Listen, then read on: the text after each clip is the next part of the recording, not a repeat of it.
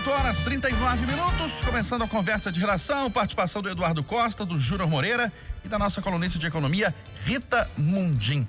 Você, ouvinte da Itatiaia, também pode participar, opinando pelo WhatsApp do jornalismo, 99996-7074, 99996-7074. Você coloca a sua opinião em mensagem de texto, não recebemos ligações neste momento, e você não esquece de colocar o seu nome, o bairro ou a cidade de onde você está falando, viu? Bom, com melhora nos indicadores da pandemia, cresce a expectativa para a reabertura gradual do comércio de Belo Horizonte. Amanhã, inclusive, Eduardo Costa, tem uma reunião do prefeito Alexandre Caril com o Comitê de Enfrentamento à Covid e há essa expectativa de uma flexibilização na capital. Bom dia para você. Bom dia para você, bom dia para todo mundo. É uma alegria danada saber disso. Eu quero convidar os caros que agora nos prestigiam para hoje, a partir de 13h, estarem conosco no chamado geral, porque o secretário municipal de saúde, Jackson Machado, vai participar. Provavelmente já terá, a esta hora, os números do dia, e eles são realmente animadores. Ufa! Se Deus quiser, vamos ter amanhã o anúncio de uma abertura, ainda que não seja aquela dos sonhos, mas a retomada da vida na cidade. Porque eu vou te falar uma coisa, viu, senhor Stack? O sufoco está generalizado.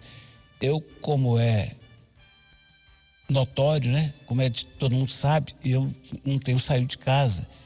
Eu faço parte do chamado grupo de risco e tudo, mas no pouco contato que a gente tem com o exterior, com comerciantes, com lojistas, com pais, é impressionante o sufoco que todo mundo está vivendo. Ontem à noite, no nosso jornal, num comentário que é reprisado no Café com Notícia, eu falava de um apelo de um dirigente do Unicef, que é o braço das Nações Unidas da ONU, do apelo dele para que os países priorizem a volta às aulas. Lembrando que não há indicadores em qualquer parte do mundo de que a escola é foco do corona, de que a escola é motor de veiculação do corona e que a escola, segundo ele, segundo esse especialista mundial, deveria ser o último recurso e tem sido o primeiro na maioria dos casos, na maioria das cidades, dos estados e dos países.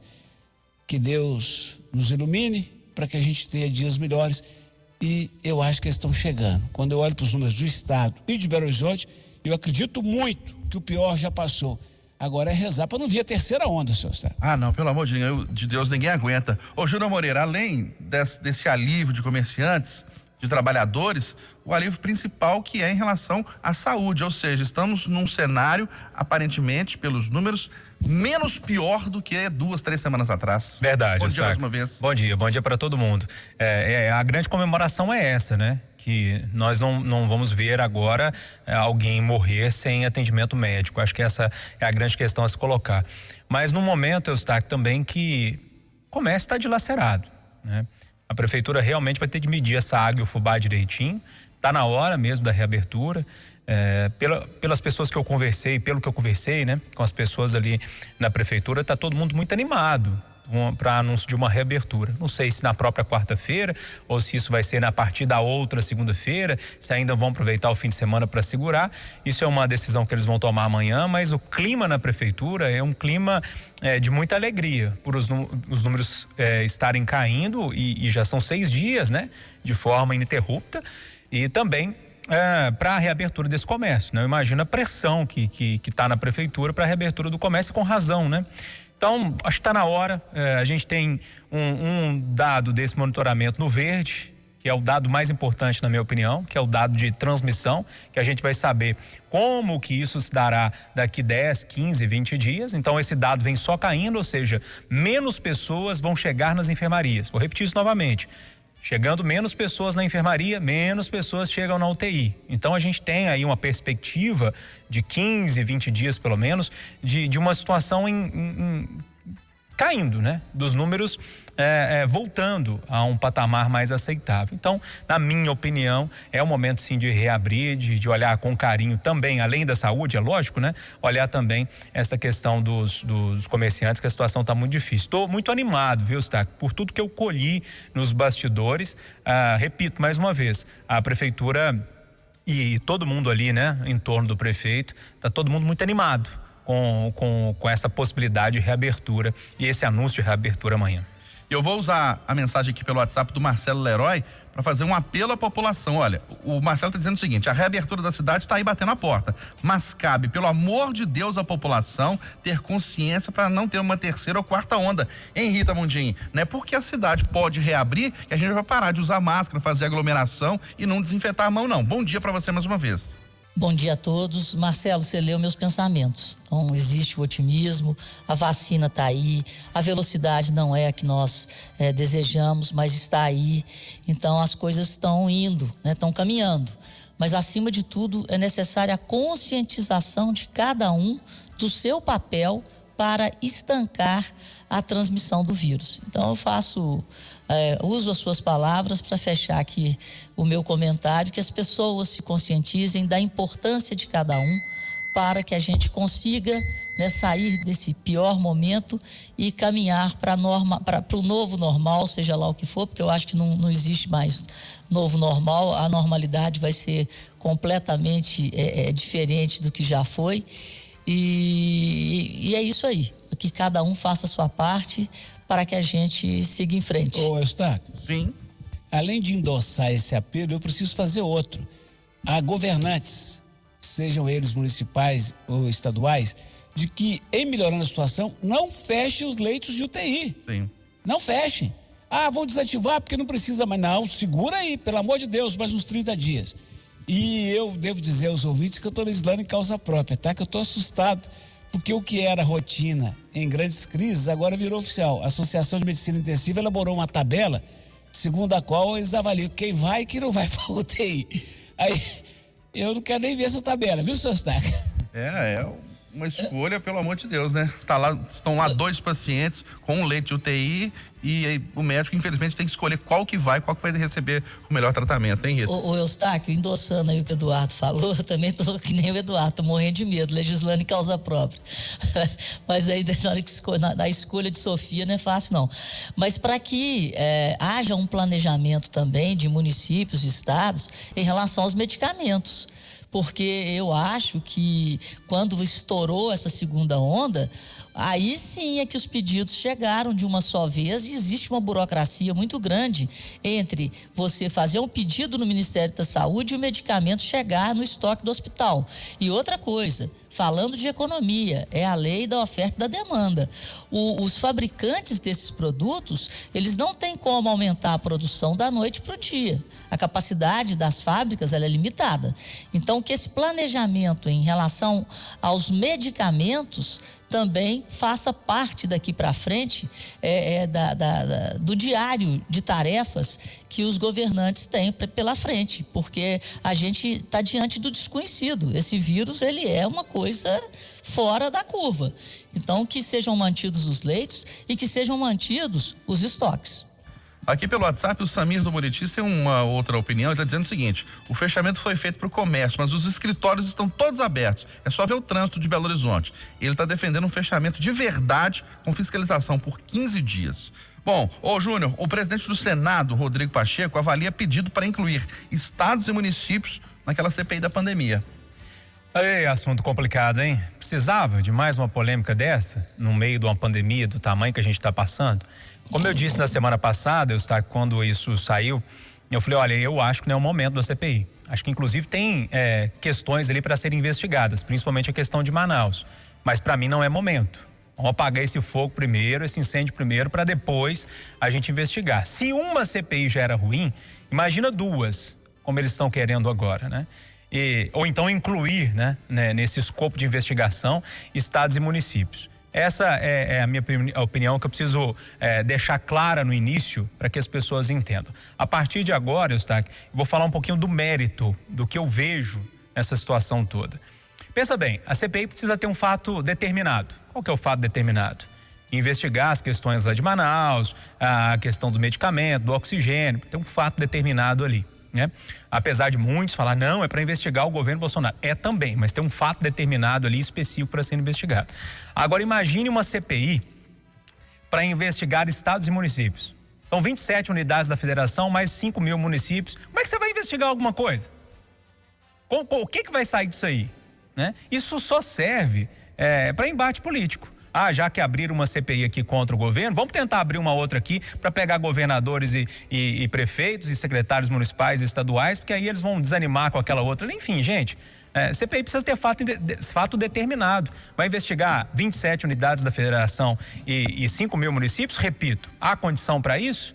Né? Então essa CPI que estão querendo colocar aí agora é balela, né? É só pressão política. Enfim, para fechar, de novo, não é momento de CPI, pelo menos na minha opinião. Vamos apagar esse incêndio, que ele está muito feio, e depois a gente investiga e responsabiliza. E tem muita gente que precisa ser responsabilizada nessa história toda, principalmente, para mim, o ministro Eduardo Pazuello, né? Errou muito, né? Por falta de ação ou por omissão, deixou muita gente morrer, né? E depois vamos investigar também os prefeitos, vamos investigar os governadores, o dinheiro que chegou. Tem problema nenhum com investigação, precisa investigar. Apesar que CPI geralmente não dá em nada, né? É só pressão política, mas de qualquer forma é importante investigar. Eu só não acho que é o momento nem de uma CPI que foi anunciada na semana passada, nem nessa que pode ser anunciada hoje, nem nas duas, ou nessas duas que vão virar uma, né? Não é momento. Cabe, Rita Mundim, uma CPI nesse momento e uma CPI ampliada investigando estados e municípios também? Não, eu acho que o momento não é para isso. A gente tem que focar no combate ao vírus. Eu acho que a Polícia Federal tem feito um bom trabalho no que diz respeito aos estados e municípios, mas acho também que essa CPI, da forma que ela está sendo instalada e visando apenas o governo federal, ela não é justa.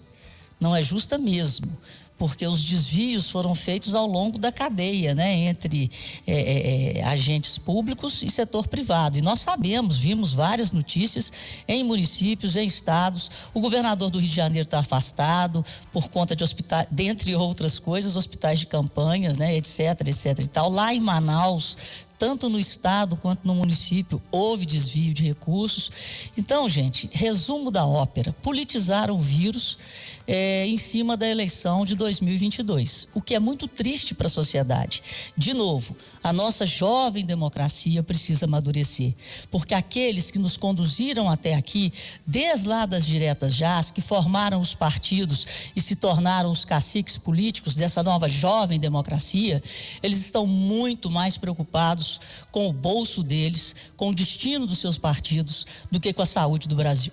CPI, Eduardo Costa. Essa pedra eu cantei, né? Falei, o que o ministro Barroso está fazendo é botar fogo no parquinho. Quer dizer, negócio mais maluco. Deixa eu elogiar aqui o presidente da Assembleia Legislativa de Minas.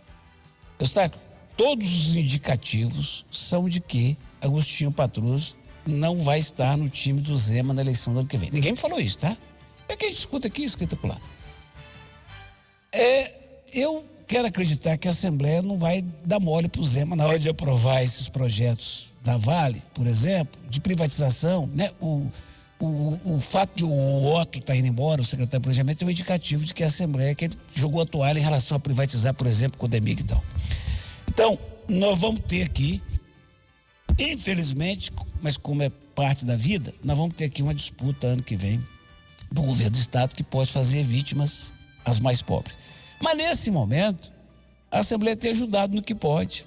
Nesse momento, o Agostinho, ontem ele até anunciou correndo aqui, que vai de novo, porque ano passado já socorreu o FMG, vai socorrer o FMG. Então, é o mínimo que se espera. Eu soube também que a Nelly, cuja relação com o Calil parece ter ficado um pouquinho estremecida, ela chamou o Calil para ir lá na Câmara, para ter uma reaproximação de Câmara e Prefeitura. A Câmara aprovou o projeto da Prefeitura de comprar vacinas. Ou seja, essa é a hora de juntar força, gente.